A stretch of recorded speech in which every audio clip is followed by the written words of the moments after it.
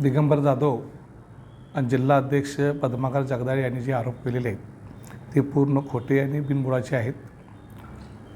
निवडीसाठी दिगंबर जाधव आणि पद्माकर जगदाळे यांनी तुम्ही आमचं नाव घ्या, त्यासाठी त्यांनी मला काय घेऊन देण्याची आर्थिकचं आश्वासन मला आर्थिकची काय आमिष त्यांनी मला दाखवली होती. त्यांच्या आमिषाला मी बळी पडलो नाही म्हणून उलटा माझ्यावर हे खोटे आरोप करत आहे.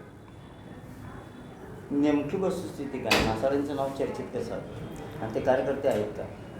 हो, 2000 परवाचे 10 नंबर वार्डामध्ये ह्यांनी आणि यांची मिसेस दोघांनी उमेदवारी आपल्याकडे मागितली होती पक्षात. मग आपण काँग्रेस आणि राष्ट्रवादीची आपली युती झाल्यानंतर ती जागा त्यांना सुटली आणि त्यासाठी आम्ही विनंती केलो. माझ्याकडे आले तेच आता. मी त्यांना विनंती केलो की तुम्ही माघार घ्या, नक्कीच तुमचा पक्ष योग्य वेळी वेगळी विचार करेल.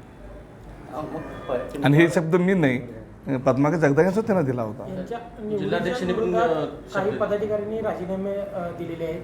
त्यांचं असं मत आहे की मासाळे यांची जी निवड करण्यात आलेली आहे, मासाळे पक्षात नाहीत, त्यांचा कधी पक्षाशी कोणताही संपर्क नाही. असं असताना बागवान यांनी चुकीच्या पद्धतीने आर्थिक व्यवहार करून त्यांचं पद नाव जाहीर केलं. ऑफिसमध्ये यशवंतराव चव्हाणचं फोटोपूजन केलं. त्या फोटोपूजनमध्ये माझे फोटो आहेत की मी तिथं कार्यालयात फोटो आहे माझा.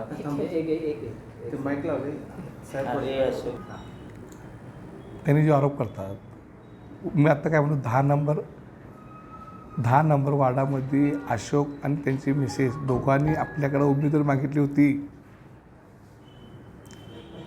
आणि त्यांना उमेदवारी देण्याचं आश्वासनसुद्धा दिलं होतं.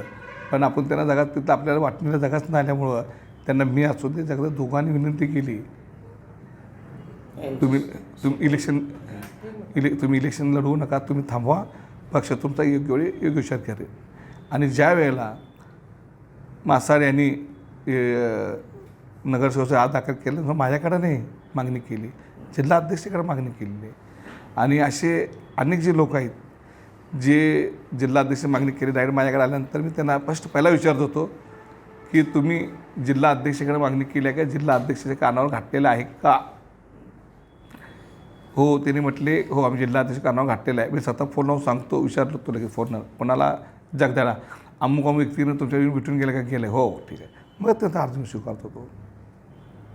मग तुम्हाला आर्थिक तडजोड केलं असा आरोप केला जाते, बदनामी करायला लागण्याचे मी पहिल्या दिवस सांगितलं आहे, ज्यांनी ते मला आर्थिक चौकशी करून माझी बदनामी करतात त्यांनी ते सिद्ध करावं, प्रूफ द्यावं, अन्यथा मी त्यांच्यावर कायदेशीर कारवाई करणार आहे. मी पहिल्या दिवशी सांगितलेलं आहे. या संदर्भात पक्षश्रेष्ठींशी काही तुम्ही बोलताय? पक्षश्रेष्ठीशी नाही, मी वहिनीचे इलेक्शन चालू आहे आत्ता. त्यांची एवढी मोठी इलेक्शन असताना एवढी छोटी मोठी गोष्टी आता त्यांचा म्हणजे इथला विषय तिथं कानावर घालणं योग्य नाही. पण इलेक्शन बारामती झाल्यानंतर मी वहिनीला परत परदेशात असलेले तटकरे साहेबांना भेटणार आहे. मी भेटून जे काही लोक आत्ता इथं एक वातावरण तयार करून मला बदनाम करण्याचा साधिश नव्हते, मला बदनाम करायचं, पक्षाला बदनाम करायचं जे पद्धत सुरू केलेली आहे, हे सर्व बाबी मी वरिष्ठ कानावर घालणार आहे. मध्ये जगदाळेने असा तुमच्यावर आरोप केला आहे की पक्षाकडून एक पत्र आलं होतं आणि लखोटा आला होता, तो लखोटा तुम्ही सादर न करता तुम्ही स्वतःहून इथं ते नाव बदललेलं आहे. पक्षाकडून दिगंबर यांचं नाव आलं होतं, परंतु तुम्ही परत ते नाव बदललेलं आहे आणि तुम्हाला ते पत्र देताना त्यांनी फोटो देखील काढलेला आहे. एकदम बरोबर आहे. त्यांनी मला एक पाकिट आणून दिलं, फोटो काढला आणि भैया आत येत चला म्हटलं, पाकिट घेऊन गेले स्वतःच आतच. आत आम्ही बसलो, तो आपण सर्व नगरसेवक आले, संजय काका आले, त्यांचे साधक म्हणून चर्चा झाली आणि चर्चेतनं 2 नाव फायनल केली. अशोक मासाळींचं नाव कसं फायनल झालं, नेमकी प्रक्रिया? जे माझ्याकडे 16 लोकांनी मागणी केली होती त्या 16 लोकांमध्ये मासाळचं नाव होतं, बरेच नगरसेवकांचं नाव होतं. एकमेकाशी चर्चा करत करत करत कोण हिच्या नावावर विरोध, कोण तिच्या नावावर विरोध करत मग सगळ्यांचं मत अशोक मासाळच्या नावावर एकमत झाला. एकमत होत असताना अशोक मासाळ यांच्या नावावरती कोण कोण तुमच्यासोबत होतं? किती नगरसेवक तुमच्या बाजूने होते तर किती नगरसेवक त्या नावाच्या विरोधात होते? नाही, माझ्या माहितीप्रमाणे ह्यांनी जे आग्रह धरला होता 2 नावासाठी, दिगंबर जाधवसाठी, तर त्याच्यासाठी एकाच नगरसेवकाचा आग्रह होता आणि दिगंबर जाधवसाठी कुठल्याच नगरसेवकाचा, त्याच्यासाठी एक नगरसेवकाचा आग्रह होता. यासाठी दोघांच नगरसेवक एक नगरसेवकाचा आग्रह होता. पण निरीक्षक आले होते. निरीक्षकाकडे यांच्याकडे 5 लोकांनी यांच्या नावाची शिफारस केली होती आणि बाकीची नगरसेवकांनी बागवान साहेब सांगेल ते. ओके. मी अशोक मासाळे, प्रभाग 10मध्ये इलेक्शन लढवण्यासाठी राष्ट्रवादी अजित पवार गटांच्याकडं अर्ज केला होता. माननीय पद्माकर जगदाळे साहेब यांच्याकडे जाऊन भेटून तिथं मुलाखतसुद्धा दिली ती की तिथं बाकीचे वरिष्ठ त्यांचे होते सगळे, विष्णू माने साहेब, दिग्विजय माझे महापौर, सुरुणशी, गटनेते पण होते, बागवान साहेब पण होते त्यावेळी. आणि ते सगळं आमचं मुलाखत झाल्यानंतर त्यांनी मला शब्द दिला होता की तुम्ही सक्षमपणे लढा, आम्ही तुमची उमेदवारी फायनल करतो. ऐनवेळी असं ठरलं की तुतारी आणि काँग्रेस आणि घड्याळ एकत्र आल्यात. त्यानंतर प्रत्येक वार्डात त्यांनी प्रभागामध्ये 4-4 करायचं ठरवलं. मग त्यात ते काँग्रेसने 4 ह्याच्यात घ्यायचं ठरवलं, काँग्रेस आणि तुतारी मिळून 10 नंबर वार्ड त्यांना गेलं. घड्याळला तिथं काय शिल्लकच राहिलं नाही म्हणून ह्यांनी म्हणले की तुम्ही अर्ज भरू नका. तुम्ही जर अर्ज भरला किंवा परत आमच्याकडं तुम्ही सभासद झाला आहे आणि आमच्या पक्षात आला आहे आणि परत तुम्ही जर हे करायला लागला तर तिथं ॲलिगेशन आमच्यावर येईल. तुम्हाला मी योग्य ती संधी देतो. मी म्हटलं मला शब्द आत्ता द्या, मी दोन्ही अर्ज विड्रॉल करतो म्हटलं आणि जे तुम्ही उमेदवार तिथं देताय अलायन्समधला त्यांच्या मी पाठीशी राहतो.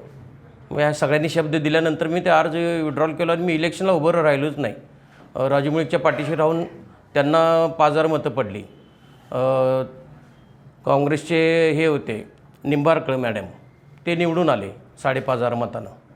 एवढं सगळं करून झाल्यानंतर मग ह्यांच्या मागं लागलो मी, मला कॉप्ट करा म्हणून. मग कॉपला अर्ज केला. अर्ज केल्यानंतर इथं सगळं ही गोंधळ उठल्यानंतर तुम्ही करत मग शेवटला काही नगरसेवकांना मी भेटलो सगळ्या आणि विनंती केली आणि त्यातनं माझं नाव फायनल झालेलं आहे. आणि माझी जी निवड आहे ती कायदेशीर आहे. कुठेही जे गोंधळ उठला आहे ह्याच्याशी माझा कुठेही काही संबंध नाही. आर्थिक तडजोडीचा तुमच्यावर आरोप होते, बाबांनी तुमच्यासोबत आर्थिक तडजोड केल्या. आर्थिक माझ्याकडे त्यावेळी जर असतं तर बंडखोरी करून अपक्ष उभं राहिलं असतं की मग इलेक्शन लढवली असते ना. इथं ह्यांना पैसे द्यायचे तर मग त्याच वेळी मी हे केलं असतं.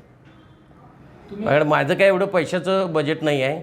त्यामुळं मी सामाजिक कार्याच्या बळावर आणि ह्यांना राष्ट्रवादी पक्ष 10 नंबर वार्डामध्ये कोणच नाही, यांचं तिथं घड्याळचं काम करणारं कोणीच नाही म्हणून मला संधी मिळाली आहे. तुमच्या विरोधात पक्षातील सगळे जे काही कार्यकर्ते असतील ते आता राजीनामे देण्याची तयारी आहेत. तुम्ही पक्षात नवीन आलाय, तुमचा पक्षाचा काही संबंध नाही असं त्या पदाधिकाऱ्यांचा आरोप आहे. नाही, मी सभासद झालो की इलेक्शनच्या वेळेला अर्ज भरला की नाही त्यावेळी मी पक्षात गेलोच की. आत्ता आलाय आणि आत्ता आलेल्या जर तुम्हाला संधी मिळत असेल तर निष्ठावंतांनी मग तिथं काय करायचं असं त्या कार्यकर्त्यांचं मत आहे. ते आता ज्याचं त्यांनी ठरवायचं ना. मी मागणी केलो, मला मिळालं आहे. आता ते जे मला शब्द दिलता ते शब्द त्यांनी पूर्ण केला एवढंच मी म्हणणार. आर्थिक तडजोडीचं तुमच्यावर आर्थिक तडजोड आमचा काही संबंधच नाही ना. जर माझ्याकडे तेवढं बळ असतं तर मी अपक्ष लढवले असते इलेक्शन. बदनाम करण्याचा प्रयत्न केला. हां, बदनाम करायचा प्रयत्न तर ते आहेच की. तुमची भूमिका काय बदनाम? आमची काय भूमिका, आमच्या जर असंच जर चालायला लागलं तर आम्ही कायदेशीर बाबी अब्रुलुस्काने खटला दाखल करणार की. जिल्हाध्यक्षांच्या विरोधात कोण असेल ते, तसं काय कोणाचं नाव घेणार नाही मी. त्यांनीच आरोप करले ना तुमच्यावर. नाही, मी काय म्हणायला लागलो आहे असं अजून तर मला तर काय अजून त्यांनी डायरेक्ट बोलले नाहीत. दुसऱ्या तिसऱ्या चौथ्याचं मी गैरासमोर कोणासमोर काय पण बोललं तर मी माझ्यावर कशाला ओढून घेऊ. प्रसार माध्यमांच्या समोर बोलले तुमच्या जिल्ह्यात. नाही, मला काय म्हणायचं आहे, वैयक्तिक मला जर त्यांनी बोलून जर काय बोलले किंवा एखादं पत्रव्यवहार जर काय तर लेखी केलं. त्यांनी तुमच्या नावाविषयी ते विषय ते बोलले की तुम्ही आर्थिक व्यवहार झालेला आहे. त्यांनी असं कोण ऐरेगेरे नव्हते, तिथे सगळे ते पत्रकारच होते. कायदेशीर एखादी नोटीस आली, मी काय त्यालाच काय म्हणतो माहिती आहे काय, कायदेशीर एखादी नोटीस होती मला की बाबा तुम्ही असं असं केलं आहे, मग त्याला उत्तर देऊया ना. त्यावेळी तोंडी बोललेलं त्याला काय बोलता येत नाही.